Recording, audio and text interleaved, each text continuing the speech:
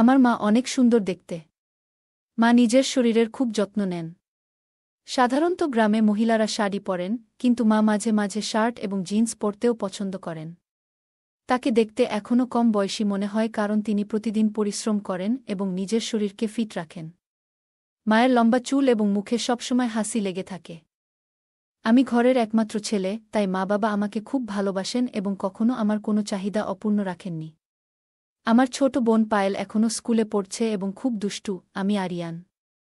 এই গল্পটি আমার পরিবারের সম্পর্কে, যেখানে আমি, আমার বাবা, মা এবং আমার ছোট বোন তানিয়ার একসঙ্গে থাকি। বাবার নাম বিবেক। তিনি একটি প্রাইভেট কোম্পানিতে চাকরি করেন। মায়ের নাম আরুষি, তিনি ঘরের সব কাজকর্ম সামলান। আমরা একটি ছোট্ট গ্রামে থাকি, তবে মা বাবা দুজনেই শিক্ষিত, তাই আমাদের বাড়ির পরিবেশটা একটু আলাদা। মা যদিও গ্রামের অন্যান্য মহিলাদের মতোই জীবনযাপন করেন, বন্ধুরা আজকের গল্পটা অনেক বেশি স্পেশাল। তাই কেউ মিস করো না। আর দয়া করে গল্পগুলো ভালো লাগলে ভিডিওটি লাইক, শেয়ার এবং চ্যানেলটি সাবস্ক্রাইব করো প্লিজ। গল্পটা শুরু হয় যখন আমার পরীক্ষাগুলো শেষ হয়ে গেছিল এবং গরমের ছুটি চলছিল। আমার বোন নানির বাড়িতে চলে গেছে, কিন্তু আমি সিদ্ধান্ত নিয়েছিলাম বাড়িতেই থাকব, কারণ কোথাও যাওয়ার ইচ্ছা ছিল না। বাবা প্রতিদিনের মতো অফিসে যেতেন আর মা ঘরের সব কাজ করতেন। একদিনের কথা, আমি আমার ঘরে বসে ল্যাপটপে গেম খেলছিলাম। সেদিন বাড়ির কাজের লোকও ছুটিতে ছিল, তাই মা নিজেই সব কিছু সামলাচ্ছিলেন। সেদিন মা রাজস্থানী ঘাঘরা চলি পরেছিলেন, যা তাকে খুব সুন্দর লাগছিল। ঘরে কেউ ছিল না, তাই তিনি ওড়না নেননি। মা প্রথমে রান্নাঘরের কাজ করছিলেন, তারপর আমার ঘরে এলেন হাতে একটি ঝাড়ু নিয়ে। আমি তখন বিছানায় বসে গেম খেলায় ব্যস্ত ছিলাম। মা যখন ঘরে ঢুকলেন, আমার মনোযোগ তার দিকে চলে গেল।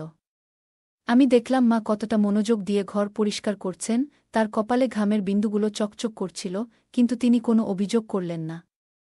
যখন তিনি বিছানার নিচে ঝাড়ু দিচ্ছিলেন, তার চুলগুলো মুখের সামনে এসে পড়েছিল। আমি নিঃশব্দে তাকিয়ে রইলাম, মা একবারও আমার দিকে তাকালেন না, তিনি শুধুই নিজের কাজে মগ্ন ছিলেন। আমার মধ্যে একটা অদ্ভুত অনুভূতি কাজ করছিল, তবে আমি তাতে তেমন গুরুত্ব দিইনি। মা যখন সামনে ঝুঁকলেন, আমি লক্ষ্য করলাম তার আচরণে এক ধরনের আত্মবিশ্বাস এবং উজ্জ্বলতা প্রকাশ পাচ্ছে। আমার মনে একটা অস্বাভাবিক অনুভূতি হচ্ছিল, যা তখন পুরোপুরি বুঝে উঠতে পারছিলাম না। গরমের ছুটিতে পরীক্ষা শেষ হয়ে গেছে, আর আমার বোন তখন নানির বাড়িতে। আমি বাড়িতেই ছিলাম, আর বাবা তার কাজের জন্য বাইরে ছিলেন। মা ঘরের কাজকর্ম সামলাচ্ছিলেন, এবং সেদিন তিনি একটি হালকা ঘাঘরা পরেছিলেন। যেহেতু বাড়িতে কেবল আমি ছিলাম, তিনি ওড়না নেননি। কিছুক্ষণ নীরব থাকার পর মা হঠাৎ আমার দিকে তাকিয়ে বললেন, শোনো তো, একটু উঠে বিছানার চাদরটা ঠিক করে দাও। মা বললেন, ঠিকঠাক করে নিতে দাও, তারপর তোমার গেম খেলো। আমি তাড়াতাড়ি অন্য দিকে তাকানোর ভান করলাম এবং উঠে বাথরুমের দিকে চলে গেলাম।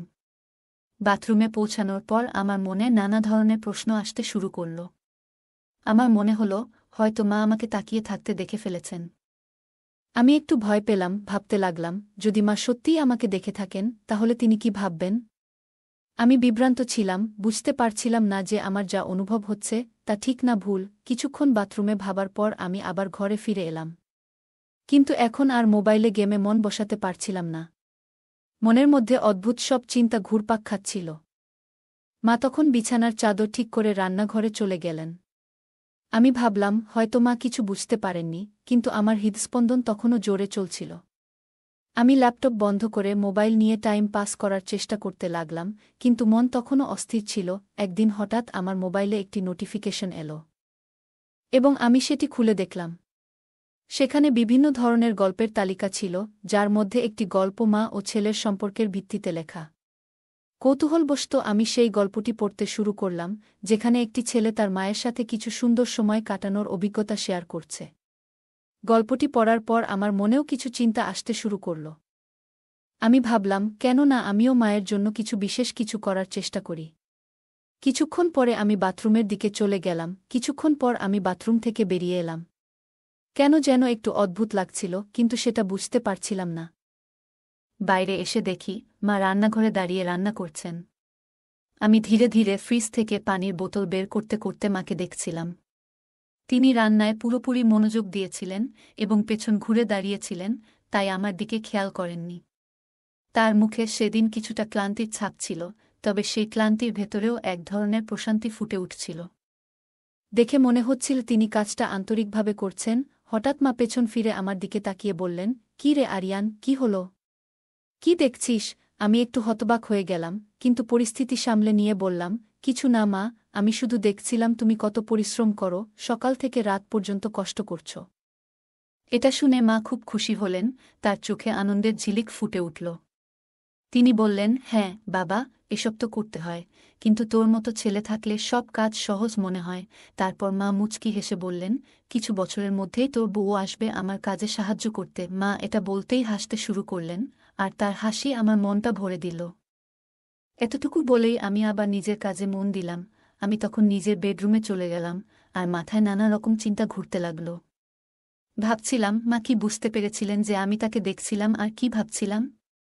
এমন ভাবতে ভাবতে কয়েকটা দিন কেটে গেল, আর আমি উপলব্ধি করলাম যে শুধু তাকিয়ে থাকা যথেষ্ট নয়, কিছু পরিকল্পনা করতে হবে।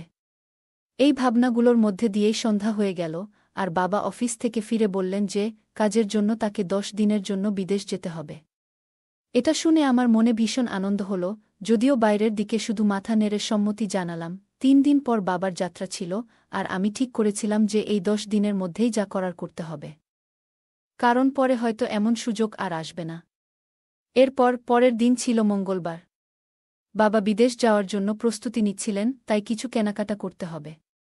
মা আর বাবা শপিংয়ের জন্য বেরোনোর সময় আমাকে জিজ্ঞেস করলেন, তুই আসবি? আমি না বলে দিলাম, বললাম, তোমরা যাও, আমি মোবাইলে গেম খেলব বাসায় থেকে।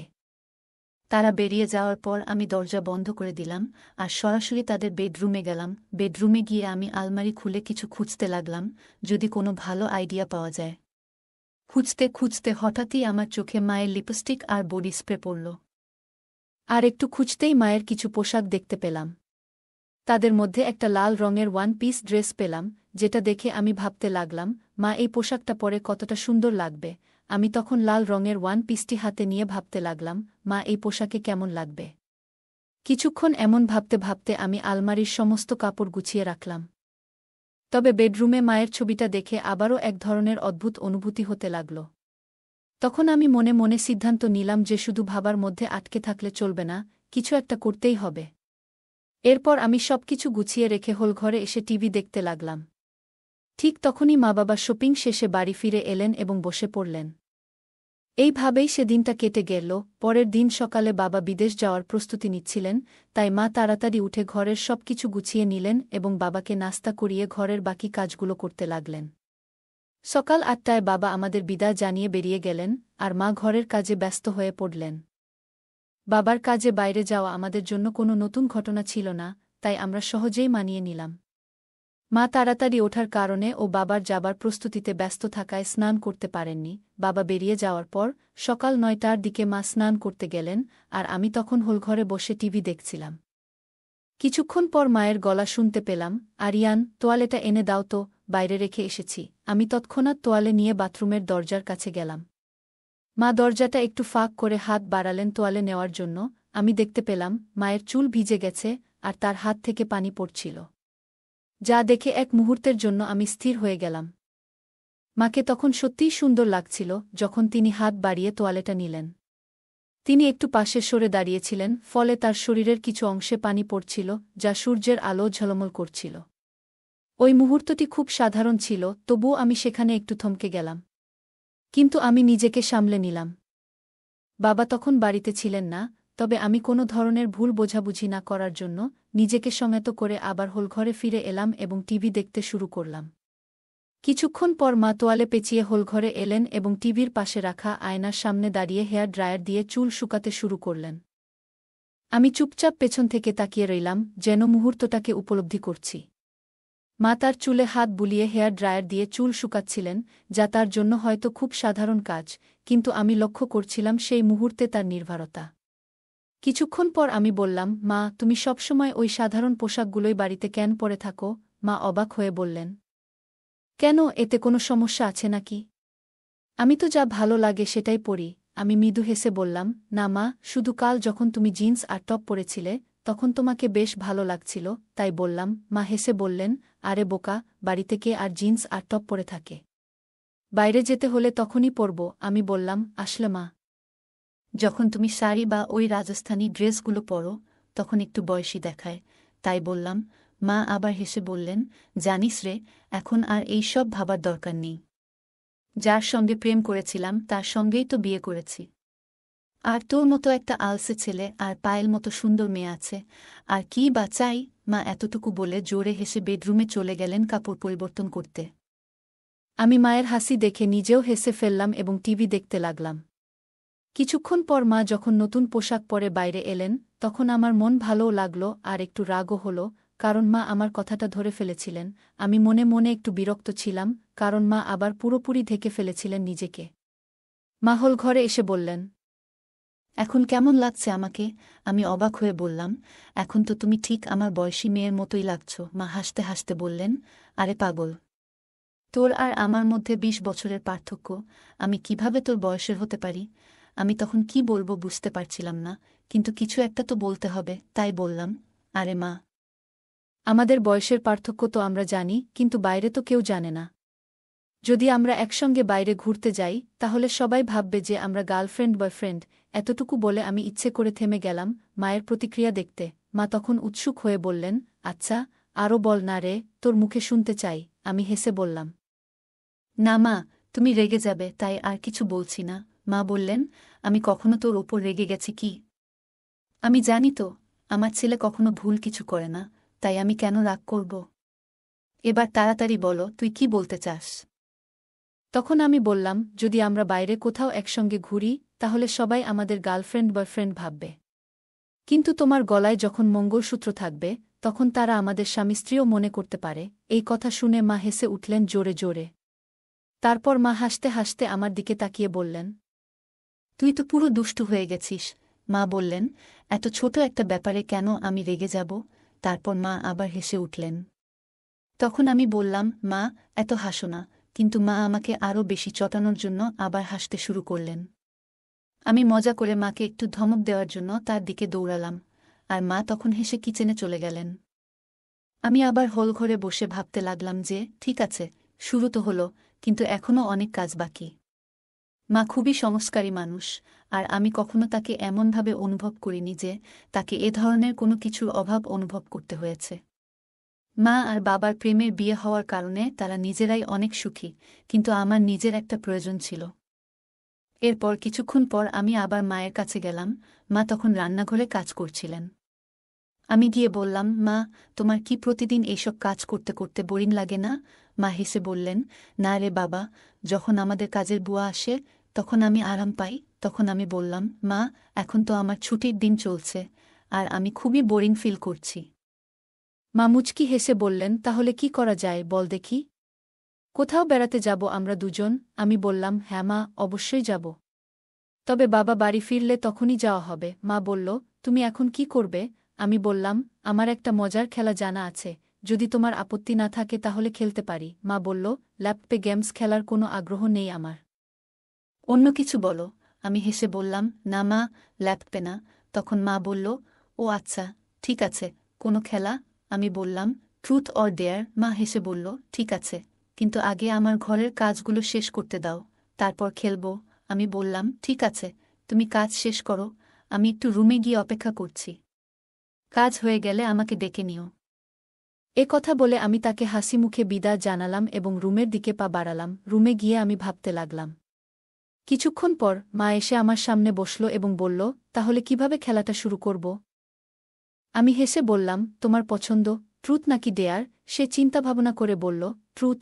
তারপর আমি মায়ের দিকে তাকিয়ে মজার একটা প্রশ্ন করলাম। আমি মাকে জিজ্ঞাসা করলাম, বিয়ে আগে কি আপনার কোনো বিশেষ বন্ধু ছিল? আমার প্রশ্ন শুনে মা একটু অবাক হয়ে বলল, এ কেমন প্রশ্ন করলে আরিয়ান? আমি হাসতে হাসতে বললাম, এটাই আমার প্রশ্ন মা। আপনি তো ট্রুথ বেছে নিয়েছেন, তাই উত্তর দিতে হবে। মা একটু হেসে বলল, হ্যাঁ, ছিল। আর সে তোমার বাবা ছাড়া আর কেউ না। এরপর আমি বললাম, ঠিক আছে মা, এবার আপনি আমাকে প্রশ্ন করুন, আমি ট্রুথ নেব। মা কিছুক্ষণ ভাবল, তারপর বলল, তোমার কি কোনো বান্ধবী আছে? আমি একটু হাসি দিয়ে বললাম, হ্যাঁ, আছে। সে তো আমার সামনে বসে আছে। আমার কথায় মা একটু বিরক্ত হয়ে বলল, এই ধরনের কথা বলাটা ঠিক না। আমি তোমার মা। মায়ের প্রতিক্রিয়া দেখে আমার আত্মবিশ্বাস কিছুটা কমে গেল, কারণ মা সবসময় সিরিয়াস হয়ে থাকে। আমি মজা করে বললাম, তুমি কেন সবসময় এত সিরিয়াস হয়ে যাও? আমি তো শুধু মজা করছি, সে একটু হেসে মাথা নাড়ল। এরপর আমি আবার জিজ্ঞেস করলাম, তাহলে এবার বলো, ট্রুথ নাকি ডেয়ার? সে কিছুক্ষণ ভেবে বলল, ট্রুথ। আমি জিজ্ঞেস করলাম, তোমার জীবনে এমন কোনো স্মৃতি আছে যা তোমার কাছে খুব মজার? সে একটু বিরক্ত হয়ে বলল, এ ধরনের প্রশ্ন ভালো নয়, আমাদের এই খেলা এখানেই থামানো উচিত। আমি বললাম, আমরা তো খুব ভালো বন্ধু, এবং বন্ধুরা তো একে অপরের সাথে সবকিছু শেয়ার করে। যদি তোমার বিশ্বাস থাকে তাহলে তুমি নিশ্চয়ই আমাকে কিছু বলবে। সে কিছুক্ষণ ভেবে বলল, কিছু প্রশ্ন ব্যক্তিগত হয়, আর সেগুলো ঠিক না শেয়ার করা। আমি হেসে বললাম, কিন্তু আমরা তো শুধু মজা করছি, এতে তো কিছুই হবে না। আমাদের বিশ্বাস তো একে অপরের উপর আছে, আর এসব তো আমাদের বিজ্ঞান ক্লাসে শেখানো হয়েছিল। মা হেসে বলল, এসব বিজ্ঞান ক্লাসে শেখানো হয় না আরিয়ান। তখন আমি বললাম, যদি এসব শেখানো না হয় তাহলে আমাকে এসব জানার দরকার নেই। মা আবার বলল, তুমি সব জানার অধিকার রাখো, কিন্তু বুঝতে হবে তুমি কার কাছে প্রশ্ন করছ। তুমি তোমার মায়ের কাছেই এই প্রশ্নগুলো করছ। আমি বললাম, মা, তুমি জানো আমার খুব বেশি বন্ধু নেই, আর কোনো বান্ধবীও নেই, তাই আমি তোমার সাথেই সব কথা বলি। মায়ের মুখে একটু বিষণ্ণতার ছাপ দেখা গেল, কারণ ছোটবেলা থেকেই আমি খুব একটা বাইরে যেতাম না এবং খুব বেশি বন্ধুও ছিল না। মা বুঝতে পারল যে আমি সহজে হাল ছাড়ব না। তাই মা বলল, ঠিক আছে, হ্যাঁ, আমাদের সময়েও অনেক মজার কিছু করতাম। একটা ঘটনা বেশ মজার ছিল। আমি হেসে বললাম, মা, এমন ছোট্ট একটা বিষয় নিয়ে এত ভেবে সময় নিলে কেন? মা হেসে উত্তর দিল, তুমি না সত্যিই অনেক কৌতূহলী। মা মুচকি হেসে বলল, এবার তো খুশি হলে, তাই না? তারপর মা আবার বলল, এবার তুমি বলো, ট্রুথ নাকি ডেয়ার? আমি বললাম, ডেয়ার নেব। মা একটু ভেবে বলল, তাহলে বলো, তুমি কি কখনো কাউকে ভালোবাসা প্রকাশ করার সাহস দেখিয়েছ? আমি মৃদু হেসে বললাম, না, তবে যদি কেউ তোমার মতো আন্তরিক আর মিষ্টি হয় তাহলে হয়তো করতাম। মা মজার ছলে বলল, এই তো একটু আগেই বললে আমি তোমার প্রিয় বন্ধু, আর এখন বলছ অন্য কেউ হলে প্রকাশ করবে। আমি হাসি দিয়ে বললাম, তাহলে কি তোমার সাথে মজার ছলে কিছু বলতে পারি?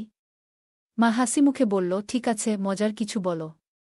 আমি মজা করে বললাম, গালে নয়, বরং একটা মজার কথা শেয়ার করি। মায়ের প্রতিক্রিয়া দেখে বুঝতে পারলাম হয়তো আমি একটু বেশি মজা করে ফেলেছি। মা একটু বিরক্ত হয়ে আমাকে শাসন করলেন। আমি তৎক্ষণাৎ পরিস্থিতি শান্ত করার চেষ্টা করলাম। মায়ের মেজাজ একটু স্বাভাবিক হলে আমি বললাম, ঠিক আছে মা, আমি তোমার কথা শুনব। মা বললেন, এইবার আর কোনো রকম মজা করো না। আমি মায়ের সামনে গিয়ে শান্তভাবে দাঁড়িয়ে রইলাম, তারপর একটুখানি হাসি মুখে মায়ের প্রতি শ্রদ্ধা ও ভালোবাসা প্রকাশ করলাম। এরপর আমরা দুজনেই হেসে উঠলাম। সেই সময় আমি উপলব্ধি করলাম যে মজা করার সময়ও কিছু সীমা থাকা প্রয়োজন, যা মা আমাকে সুন্দরভাবে বুঝিয়ে দিলেন। আমাদের সম্পর্কটা আরও গভীর হল, আর আমরা বুঝতে পারলাম পারস্পরিক সম্মান ও শ্রদ্ধার গুরুত্ব। মায়ের চোখে আমি তখন স্পষ্টভাবে একটু বিরক্তি এবং চিন্তার ছাপ দেখতে পাচ্ছিলাম। তিনি আমাকে খুব ভালোবাসার সাথে বললেন, আরিয়ান, কিছু মজা ঠিক আছে, কিন্তু মা-ছেলের সম্পর্কেরও কিছু সীমা আছে। আমাদের সেই সীমা অতিক্রম করা উচিত নয়। মায়ের কথা শুনে আমি বুঝতে পারলাম যে আমার আচরণে মায়ের মন কষ্ট পেয়েছে। আমি সঙ্গে সঙ্গে মায়ের কাছে ক্ষমা চাইলাম এবং প্রতিশ্রুতি দিলাম যে এমন কোনো মজা আর কখনো করব না, যাতে আমাদের সম্পর্কে কোনো দূরত্ব তৈরি হয়। মা আমার ক্ষমা গ্রহণ করে আমাকে জড়িয়ে ধরলেন এবং বললেন, বাবা, আমি সবসময় তোমার বন্ধু থাকব, কিন্তু মনে রাখতে হবে আমাদের সম্পর্কের কিছু সীমা আছে। আমি মায়ের দিকে তাকিয়ে বললাম, হ্যাঁ মা, আমি বুঝতে পেরেছি। আমি আপনাকে আর কখনো কষ্ট দেব না। এরপর আমরা দুজনেই আবার হাসিমুখে সাধারণ আলাপ শুরু করলাম। মা আমাকে পরামর্শ দিলেন যে আমার বন্ধুদের সঙ্গে বেশি সময় কাটানো উচিত এবং জীবনে সম্পর্কের মর্যাদা এবং সম্মান বজায় রাখা অত্যন্ত জরুরি। এই কথোপকথন আমাকে শেখালো যে মজারও কিছু সীমা থাকে, আর সম্পর্কগুলোতে পারস্পরিক সম্মান এবং বোঝাপড়া খুবই গুরুত্বপূর্ণ। শেষে আমরা একে অপরের সঙ্গে হাসিমুখে ট্রুথ আর ডিয়ার খেলা শেষ করলাম এবং প্রতিজ্ঞা করলাম যে আমাদের মধ্যে বন্ধুত্ব এবং ভালোবাসা সবসময় অটুট থাকবে। গল্পটি আমাদের পরিবার, সম্পর্কের মূল্য এবং সামাজিক আদর্শ নিয়ে গভীরভাবে চিন্তা করার সুযোগ দেয়, যদিও কিছু দিক অনৈতিকতার দিকে ইঙ্গিত করতে পারে।